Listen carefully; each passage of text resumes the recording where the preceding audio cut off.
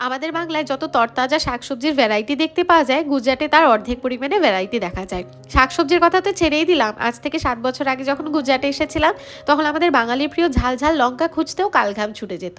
লাল লাল ঝাল ঝাল লঙ্কা প্রায় পাওয়া যায় না বললেই চলে। আর এই দেশি টমেটোর কথা কী বা বলি, খুব কম দেখতে পাওয়া যায়। সেদিন একটা ঠেলা গাড়িতে বিক্রি হচ্ছিল, 2 কিলো মতন নিয়ে এসেছি। তো সেই টমেটোগুলো ধুয়ে 4 টুকরো করে কেটে প্রেশার কুকারে নিয়ে পরিমাণ মতো নুন, হলুদ, জল আর কিছুটা ড্রাই খেজুর আর কিশমিশ দিয়ে সেদ্ধ হতে বসিয়েছি। টমেটোগুলো বেশ সুন্দর সেদ্ধ হয়ে গেছে। এবার একটা মশলা বানিয়ে নিচ্ছি। প্রথমে একটা ফ্রাইং প্যানের ওপর অর্ধেক শুকনো লঙ্কা ভেজে নিয়েছি।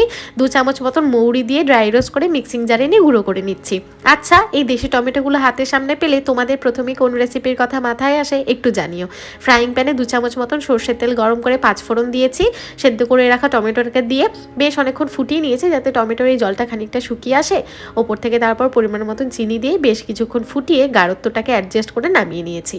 ওপর থেকে দিয়েছি এই গুঁড়ো মশলা। খেতে একদম হয়েছিল বিয়ে বাড়ির মতন সেই টমেটোর চাটনি।